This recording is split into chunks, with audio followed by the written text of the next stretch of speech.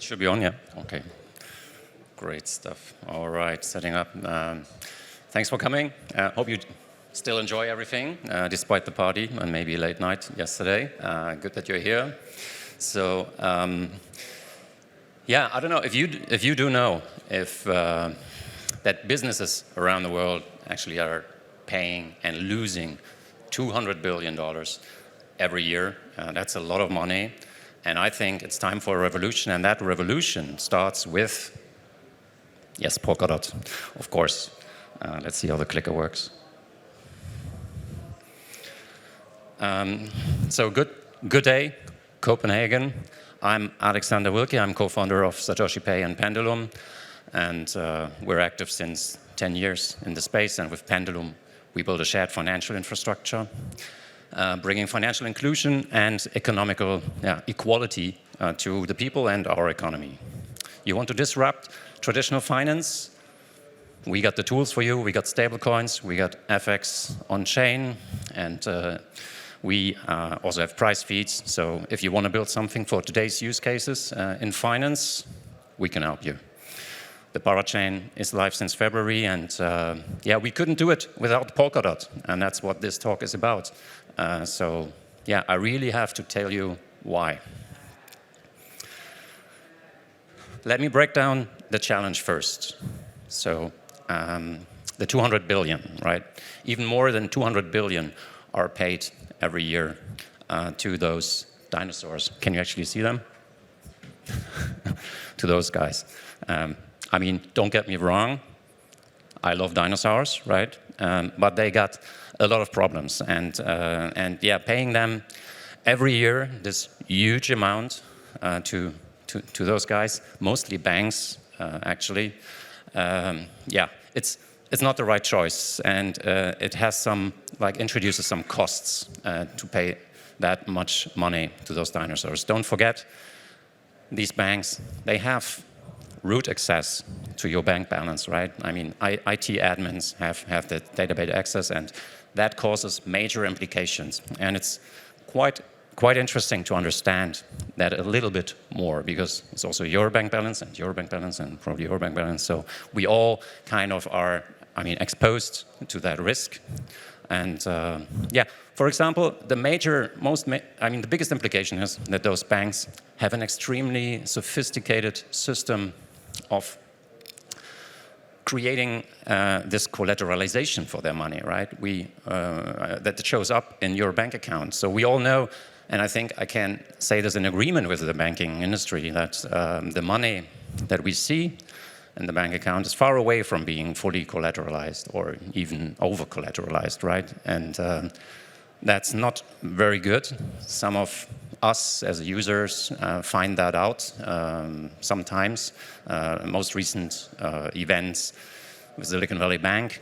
So then there is a balance, but you cannot actually access it, right? That's not good. And yeah, that's definitely going to change. And this causes, again, some more, let's say, some more costs and some more complexity when it comes to payments that these dinosaurs cannot really solve themselves. Mainly, you see them, McKinsey broke this down nicely, all the costs that you see here, and there are some cost blocks called liquidity, claims and treasury operations, and also general payment operations, right? And it's a lot of money that is spent on those topics, because the banks, they cannot just work with each other like we maybe are used to on blockchain or on tech. So before they can trust each other, there needs to be relationships, there needs to be audits, because they face the same problems that we are facing, right? They cannot trust the money that they see on the account balance, maybe of another bank, right? So before they can trust them, they have to do a full audit, and that takes time, and that takes an investment, and that is taking the money from the businesses. So yeah, let's have a very quick look only on the source of the problem. So we can see here, maybe you have heard of that, that's the correspondent banking system, that's how the international payment system works right now. So when we want to send some money and we go to our business bank, they have to work with some more dinosaurs across the route and have on that chain of banks, right? Not blockchain, unfortunately. They have to have contracts, they have to negotiate, they have to audit their partners. It's a very long process. This cannot be solved very easily. And I really appreciate the work of those dinosaurs trying to work together. It even gets, like, there are more intermediaries involved even when there are more exotic currencies, so it's really a very difficult problem. There are, and maybe that's one example to highlight and illustrate the problems this introduces. There is even like most of these transactions are also insured and the insurance guarantees that there will be a payment versus payment. That means then one bank is sending money to another bank, that the money actually will be received on the other end or will come back in a different currency. So yeah, there is an insurance for that, because sometimes it happens that the money will not be sent back, right? There is a problem, who sends the money first? It's an interesting highlight, which we all might have forgotten, because on blockchain it works all so easily, right? So this is what we all know, another chain solution for the same problem, solved with blockchain. At its core, it's easy. DeFi removes intermediaries, and it all works faster and cheaper. And yeah, you see here that the sender and the receiver wallet, they come much closer. They come much closer together, and the other parts, like the currency exchange or the fiat systems, they even become obsolete or more optional on that journey, right? So once you're onboarded on stable coins on a public ledger, you can very flexibly actually interact. You can also send the currency without exchanging it to the recipient, and the recipient does the exchange, right? So it's much more flexible. You're in much better control of where you want to have intermediaries or not. And you remember this payment versus payments insurance? That's just solved by atomic swaps, how we call them. So there's zero risk in that, thanks to the developers developing that. Every DEX has that. And it's just completely substituting a whole insurance industry in the dinosaur world, right? So that's great. Thanks, developers, for that. All right, so long time I thought that's it, right? Removing intermediaries, it's cheaper, faster. That's how we want to act, and that's how we want to do things. So since last year, actually, we know that it's also much safer, actually, to do it on chain. That was usually when we started, it was usually the counter argument because of all the hacks and the fear people had from blockchain.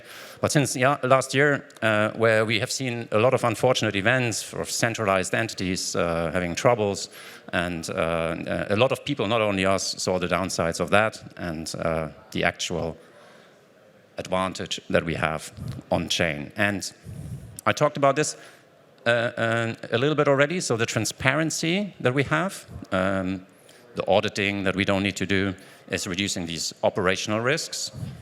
That's great.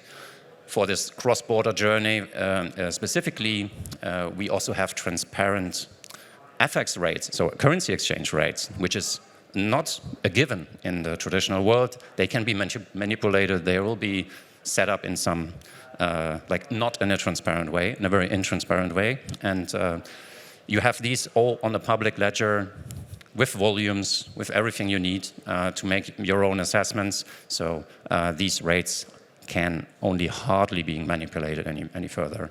And that's great. The second big plus that we have with DeFi is the accessibility. That's, I mean, also well known, but it's also at the same time still a very big USP. So everyone can download an app, everyone can receive money, send money. It doesn't matter if it's lives in the north or in the south, if it belongs to some club or not. So everyone can take part in DeFi and payments and can take part in that financial system, which is awesome. And yeah, the last one is a little more disruptive when we come to the capital and increased capital efficiency. Sorry. Of that blockchain route, right? So thinking back of the dinosaurs and the correspondent banking system, you can assume that if banks want to work together, that's already very complicated, right? If they just want to do simple things like pooling liquidity or collaborating on a joint financial product, it's crazy, because first they have to trust each other and so on, right? They have to do the basic. They have to start from zero all the time, which makes it very costly and almost impossible for some innovative products to be released in that field. So with stablecoins, on the other hand, you can just aggregate them, right? They are following all the same standards. They are collateralized, so you don't need to do your due diligence. They're, one USDT or USDC is worth the same USDC than from somebody else. It doesn't, it's not dependent on some bank. It's actually an overarching system that we agreed upon, and that makes it very easy to aggregate liquidity, not only from other banks, but also from people, right? So, or companies. So this way, it's much more efficient. And of course, this is the thing where DeFi turns the tables a little bit, as users can take part in actually providing the services also, right? All right, so why is it not all here, right? If it's all so great, and why people use still the dinosaurs? And of course, there are some missing pieces for adoption out there. The good news is that I believe the major obstacle now is user-friendly interfaces, and that's a big one. I think we can kickstart this journey already with focusing on that. That's what Pendulum also is doing. But, of course, bad news, we also have to take care about all the other things. So scalability, performance, we need DID, some forwards instruments, we need regulatory clarity, and so on. So this is almost impossible for a startup, also like Pendulum, to do. And I think focusing on the user journey, like delivering a Web 2 user journey to a Web 3 product, is key. That's where we want to focus on, and we cannot focus on everything, right? And is it really impossible? It is not, and that's where Polkadot actually comes in. And I have to say also from Pendulum perspective that that without Polkadot, this would not be possible, or just impossible, because it's just too many things to deal with, too many fronts to do with. So we thought about doing it as a separate chain initially, but we soon enough decided that we need an ecosystem to go for, and then Polkadot was one of the best. So why is that, and how did we profit from Polkadot here as a project? I think the most invaluable part is that it doesn't matter how rudimentary our initial release of the chain was, right? We had day one enterprise security, right? On that day, we were secured by the relay chain, and no one needed to trust us specifically if they trusted Polkadot. So we're talking to a lot of fintechs, banks, businesses, and of course that's a critical thing for us to have. The next thing is identity. We know we need, if we want to do mass adoption, and we're talking about finance at one point, we would need an identity solution. We would need privacy, because this is how the legislation is. I mean, you don't want to that everyone knows like how much you pay for your rent, or who you pay for, how much salary you have, and so on. So we need all this. And we looked at the ecosystem, and with identity, for example, there is a great team with Kilt doing that, bringing also the right partners on board. Impossible for us to cover, right? And it's great that we're technically so close to them with parachains and the Polkadot architecture, that we can really deeply integrate with those partners without like a huge overhead, which this usually requires if you want to build that in a traditional or standalone setup. So that's required. What else is required for mass adoption? You need scalability and performance. This is one of the main obstacles everyone told us when we told them the story. We want to also bring FX on chain, right? So what are you doing about the scalability? So this is one thing. Of course, we don't take this as our core business to improve these general blockchain features. And we're very happy that Polkadot and also the ecosystem and Parity is taking care of that. We're looking forward to asynchronous backing. And we can, of course, contribute, but we couldn't do this ourselves. Same for developer tooling, for giving perfect documentation for some core stuff. Not perfect, sorry, good documentation, or at least some documentation for some things. And I think these are the main, let's say, known things people also choose Polkadot from. What I want to add is that we also see a lot of economical advantages in choosing and building on Polkadot. So we specifically need a lot of stable coins on our platform. That's what we are there for. And we are happy that the major stable coins, talking to Tether and Circle, are being covered also by the ecosystem, by Polkadot, Parity, initiatives of the ecosystem, and joint partnerships also. This does not stop with stable coins. I mean, if we would talk to Tether, that would probably take centuries or would never happen if we want to have them natively on our separate chain, right? And this goes for many other partnerships too. Just mentioning that also with Pendulum, you can soon use your ledger, right, to do this. If we would talk and come to ledger, that would probably take ages to build that partnership. And these partnership and ecosystem advantages, they're growing with every parachain coming on top of it, right? The power, the negotiation power grows. So I'm very much looking forward to having more parachains on board. This is a complete different power and increased power when we're 100 parachains, for example. One topic that was, I think, efficiently discussed is governance. I personally, I'm not much engaged in that topic, but I see, and I think it's the most underestimated thing that happened, that this is so critical if we want to build long-term products, and also we want to have some serious partners at one point on board, corporations, because how can they trust the decentralized system and the technology when there is no transparent governance going on, right? How can you trust, if you're controlling, I don't know, millions of users, some billions of dollars, how can you trust a system where you don't understand who's taking the decisions and is actually ruling and deciding what the software will be looking like in the future? It's just impossible. So this is a task we couldn't do ourselves. We're very happy that Polkadot is actually leading that and becoming a reference probably also for other chains.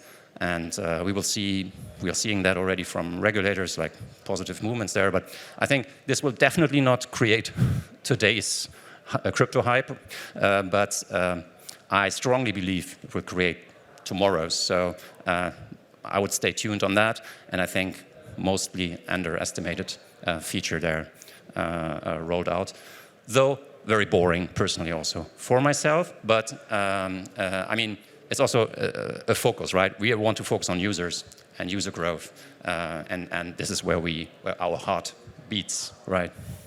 Okay, talking about that, it's user interfaces, the last topic. That actually, if all the others are mainly covered and we can contribute to them, we can actually focus on the user journey. And I want to tell a very little story everyone can understand here, because months ago, I was thinking, okay, our target audience, our standard business is not necessarily being on crypto. So we cannot tell them to install a browser plugin for entering our application. It's just it doesn't work. So I was looking at what's out there, and of course, Wallet Connect, and I couldn't find any dApp on Polkadot actually having implemented that. There was also no wallet supporting that. I was wondering myself, okay, what do we do? And fortunately, before I could think even further, just this little story here, the timeline. So on 15 May, Nova Wallet, thanks to the team, they released the Wallet 2 Connect support on their wallet. A couple of days later, I actually found an onboard software package that Parity came up with, including Wallet Connect 2.0. Very nice. And a week ago, we have then seen HydraDX releasing Wallet Connect on their Omnipool app. And we just yesterday also released it because it became a very small ticket in our roadmap, and we could squeeze it in. And I think this is a perfect example of things are going already with Polkadot, and hopefully more of that in the future. I have to skip the demo here because we're out of time. So sorry for that. And let me quickly jump through the last slides. Okay, so 2 minutes. You want to see the last 2 slides? Okay. And so let's not only talk about how Pendulum profited, right? I want also to talk quickly about Pendulum's contributions. We're bringing stablecoins to the place. We brought them with BRL, the Brazilian real, Tanzanian shilling, and USDC S from Stellar through Spacewalk to Polkadot. We'll soon launch also on Pendulum with that. The Wallet Connect integration I have talked about. Please look at that. If you ask questions for maybe your dApp, you can come to us, contact us. What else did we build? A Wasm deploy tool for complex smart contracts. This is something we needed for launching our FX on-chain DEX. So that's Nabla. That's coming up as the next items. We'll also release a business app targeting businesses in Brazil and a microfinance pilot with 2 microfinance institutions in Tanzania. So you see, once the infrastructure is there, you can actually develop a lot of use cases on top of them. One fun project, hopefully we get more feedback on that, is connecting AI tool like ChatGPT, like LLMs, large language models, to Polkadot and parachains. There are 2 aspects of that. So first is user interface. You can actually just tell in a chat, what do you want to send, how much to someone? It will be done in the background. So that sounds awesome to me. So we want to explore that. Second thing is you can develop agents that are listening and monitoring the blockchain and at certain points taking action, maybe warnings or giving you a notice or even doing automated, intelligent actions. Yeah, great. If you want to collaborate on that, please come to us.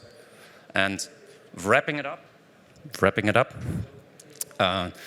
there is only Polkadot who can save these businesses 200 billion. I think I mentioned a couple of points here. Of course, if you can invest $100 million, then you can build your Google or Microsoft and then do the same. But as this is not really happening, as a team targeting a specific use case, I think Polkadot is the only platform to do that. Because of time, only highlighting the 2 main takeaways that I see here. So you need to cover all of these things, right? And you want to focus only on a couple of them, right? And then work about the other topics with the ecosystem together. This map might look differently for all your projects, but that's the idea.